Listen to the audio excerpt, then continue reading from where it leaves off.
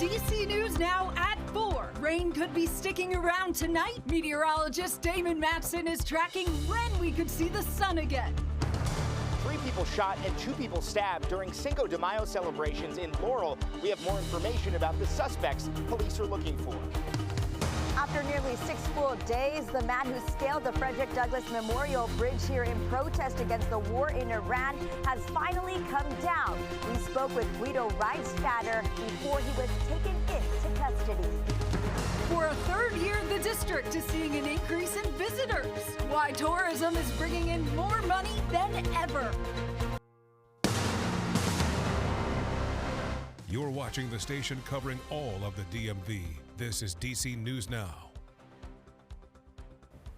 Good afternoon. Thank you for joining us on DC News Now at 4. I'm Haley Milon. Mark and Annalisa have the afternoon off. Taking a live look outside right now. 4 p.m. is your time. Is it sunny? Is it cloudy? Well, we can't quite tell. It looks like there's some gray lingering around here in the DMV. The Washington Monument looking beautiful nonetheless. And we've had showers throughout the day, and later this afternoon and into the evening, more spotty showers are expected. Let's get right over to Damon Matson with our forecast at 4 p.m. Hey, Damon, how's it looking outside right now? Well, it's dry, but you said it right there, Haley. We still have a lot of that cloud cover hanging about. That's sort of been the trend as we made our way through the afternoon. The steady rainfall happened mostly this morning. That came to an end right around lunchtime, and ever since, we have not had that much in the way of wet weather. The radar loop is rather quiet. We had a couple of passing showers over near the Chesapeake. We've also had some light sprinkles trying to pop up across the eastern panhandle, drifting across the Potomac into Frederick County. But really, that is the extent of it. Now, as we still move forward here this evening, we have the opportunity to see a few more scattered showers here and there, but those will be few and far between. So we're not likely to add to these, well, rainfall estimates across the region. From this morning, most of us barely got a tenth, maybe a quarter of an inch. And given our ongoing, very severe drought, we would have liked to have seen a little more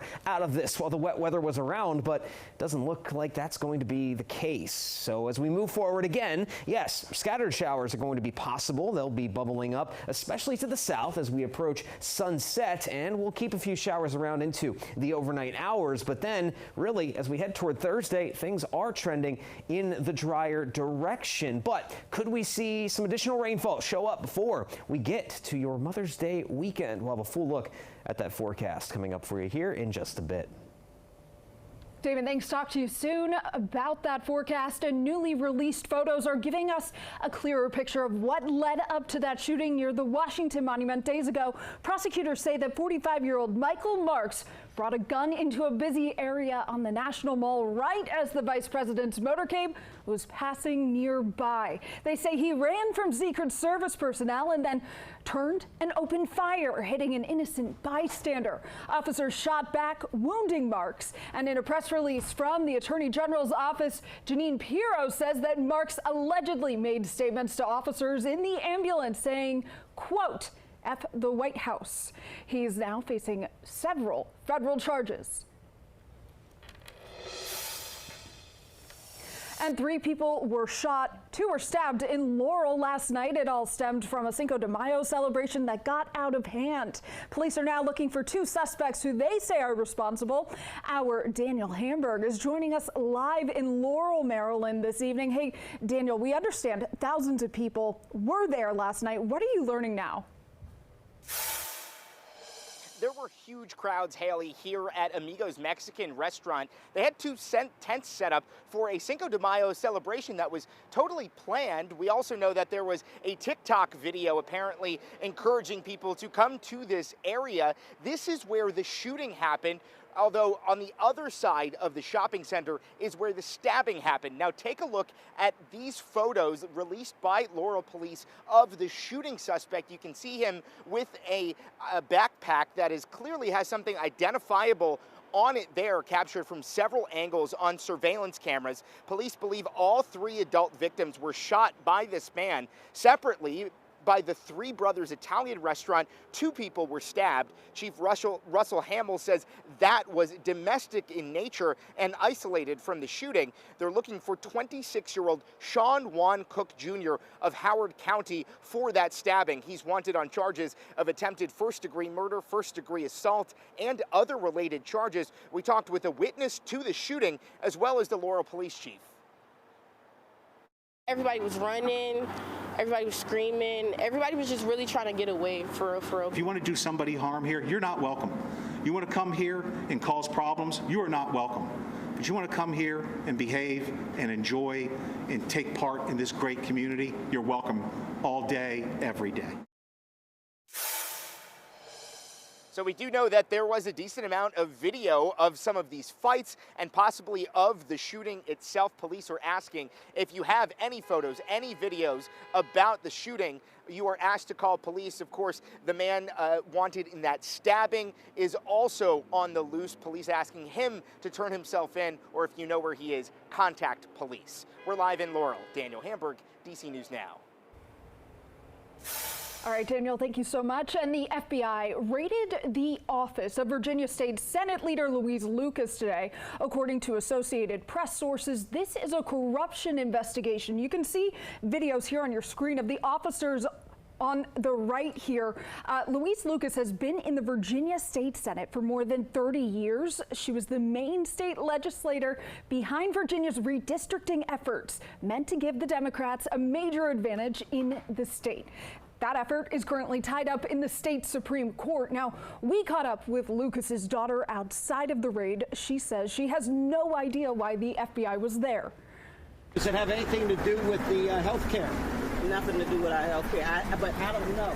They here to search everything, anything related to Lucas. What do you think it is? I have no idea. I have no idea. Don't know. You'll find out when we find out.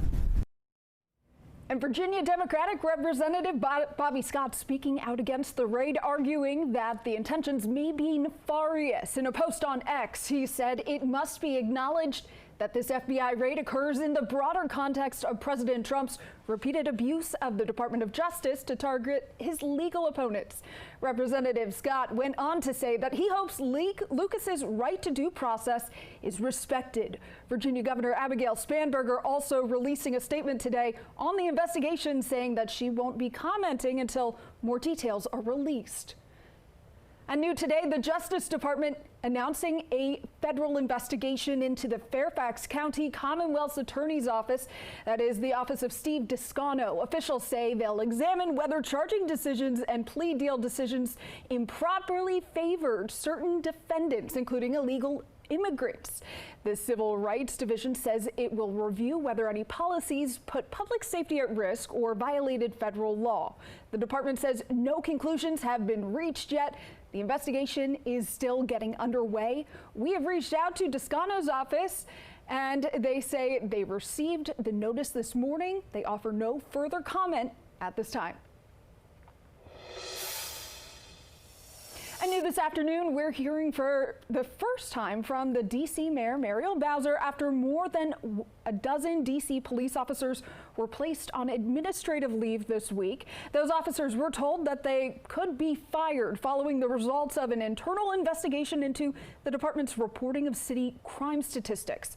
Our Randy Bass spoke with the mayor at the event this morning. And Randy, you've been over at the police headquarters all day. What is the mayor's response? Yes, the mayor told us today she has seen and scanned this report on the department's crime stats investigation that led to 13 officers being placed on administrative leave at risk of losing their jobs, facing termination. Earlier this week, Police Chief Jeffrey Carroll, and today the mayor Muriel Bowser remaining pretty tight-lipped about this investigation. But the D.C. Police Union says officers were told to downgrade crimes to less serious offenses to make crime numbers look better than they really were. The mayor maintained, though, that homicides, carjackings, robberies, and shootings are actually down. I asked Mayor Bowser directly today, following this investigation, do you trust the department's crime numbers the city uses to make important law enforcement decisions? She did not immediately say yes, but this is how she responded. I think there will be some changes that we make to make sure that any crime data has a second look. And what is going to be really key, and I suspect it's in all of these recommendations for termination, is if this is deliberate, if it is meant to make the official look good and not show what's actually happening, there are repercussions for that. And coming up on DC News Now at 5, we're hearing more from Mayor Bowser and from House Oversight Republicans about what could come next in this investigation and whether parts of that investigation may eventually be made public. At police headquarters in Northwest DC, I'm Randy Bass, DC News Now. Randy, thank you for that reporting. We'll talk to you again shortly. Northern Virginia lawmakers are pushing for action on growing concerns around Dulles International Airport. In a new letter, Virginia Congressman Suhas Subramaniam and Senator Tim Kaine are calling on federal officials to address aircraft noise, safety issues, and flight paths impacting nearby communities. They're asking the FAA to create a working group and look at possible changes to reduce noise over nearby neighborhoods. The move comes as residents report increasing disruptions and concerns about recent safety incidents tied to airport operations. And it's Small Business Week in D.C. D.C. leaders are awarding almost $500,000 in grants to retail businesses across the district. More than 40 different businesses will be receiving the money. They can use the money for various expenses like employee salaries, rent, inventory, marketing, and more. The grant launched in 2019, and since then, more than $4.5 million have been given out to local businesses across the district.